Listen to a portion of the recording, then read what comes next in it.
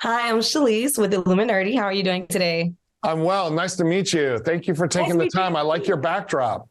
Thank you. I appreciate it. Well, it's just really awesome to speak with you because you're involved with one of my favorite shows, Daredevil. It's awesome. Oh, thank you for watching that. Yeah, it's one of the best shows ever, of course. Okay, so I definitely want to start with asking, can you talk to me a little bit about the process with producing a series like this? Were there any challenges you faced? Because it is very different than, typical things that are out right now, which makes it so much cooler.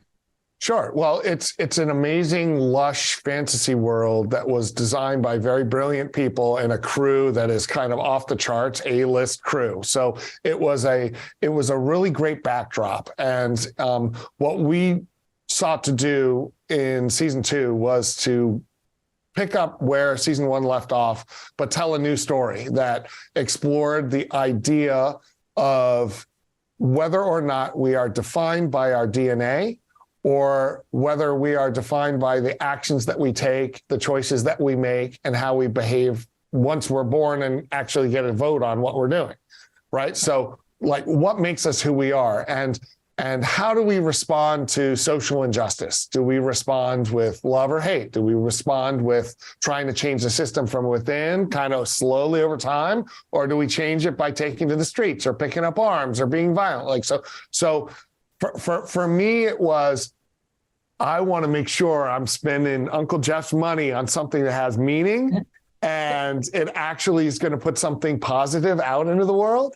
And so it was a challenge, yes, but just an amazing opportunity to then say, okay, writers and I, cast and crew and I are going to go out and make some noise with all the toys of fairies and epic fantasy action sequences, but also quiet moments and magic and creatures. And so if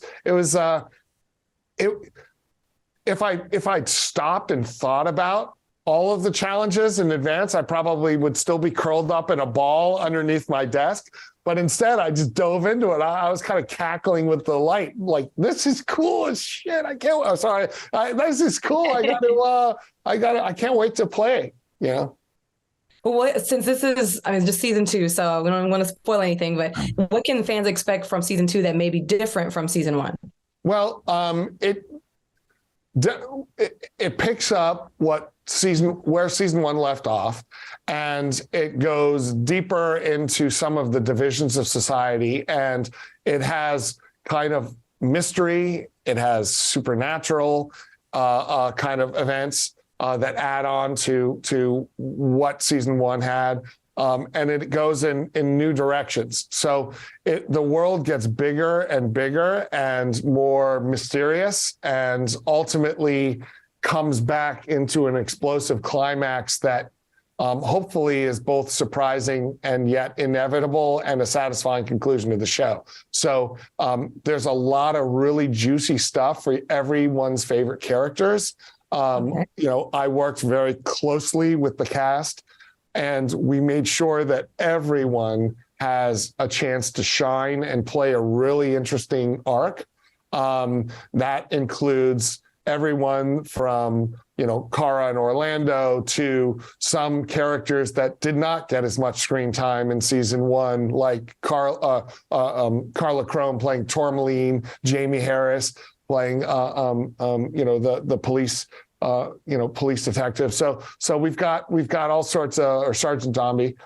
We've got just a lot of juicy stuff for everyone to play. So hopefully, if you're a fan of a certain storyline, if you just want to watch Agreus and Imogen sail off into the sunset, we've got something really cool for you. If you're more team Ezra, I don't know who would be team Ezra, but yeah, right.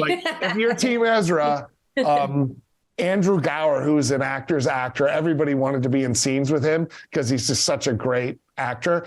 So we got something great for you. If you're, if you're a nerd for, the stage, and you're a Simon McBurney aficionado, there's great stuff for him. Caroline and Artie, everybody gets really juicy stuff to play. This, I go to Comic-Con every year. I've been there for like 7 years, and this show provides a lot of opportunity for people to do a lot of cosplay at Comic-Con. So I think that's really cool. But in that conversation, a lot of people have a running thing of taking props from shows. And I know that you probably have like a collection maybe from Daredevil, but is there anything from this that you've taken where it's like, oh, this is really cool, I want to have this in my collection? Sadly, no. Sadly, I did not. And nobody did, because the shutdown of COVID, everything was like in sealed plastic. Everything was kind of preserved. And then it was like, it all just went away. And so I unfortunately don't have any cool props that I could show off. And, I have some more stuff from Marvel, but that was a different show. Well, fans seem to really be enjoying this. It has the 88% Rotten Tomato score audience-wise, and that's awesome. I mean, that's the one that matters the most, right? So what can we expect from the upcoming future of it? I know you said you're going with the arcs of every character, but do you guys have plans to continue? Well, 88% is awesome. I'm hoping to knock that up in season 2. We'll see. I've set the bar for myself with Daredevil, so I'm hoping I can maybe hit the 97 that we had there, but we'll see. No pressure. I just hope people like the show. In terms of whether or not it can continue past, the door is open, but those are conversations that my betters will be having, and for me, this is the end of the show. Got it. Well, my final and last question is my favorite question to ask everyone. I love Carr and I love Orlando, great names and whatnot, but is there anyone else in your future that you would love to work with, whether it's director, actor, producer, anything like that? Sure. Well, I'm going to put JLE and Joanne Wally in every show I ever do if I get a chance. I was actually talking to D'Onofrio to try to get him on this show too. We couldn't work out the schedule. Honestly, watch Jamie Harris, who could read the phone book and make it interesting. Richard Harris's dad, Jared's his brother. He's he plays Dom. He's an amazing star. There's one character that broke out for me. He plays Thatch, Ryan Hayes. I think you guys should keep an eye on him because he's kind of got this Tom Hardy vibe. And he plays a villain in the season, but I was just like, damn, this guy's got chops. And then, of course, Carla Crome, who plays Tourmaline.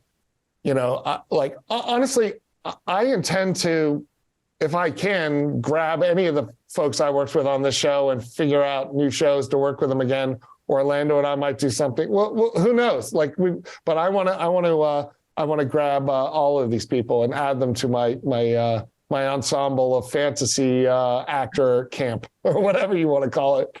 Awesome. Well, thank you so much. I look forward to seeing what else you do. I'm just really, really excited to see what the fans think of it. I know it comes out in a week, 2 weeks. So yeah, excited. February 17th.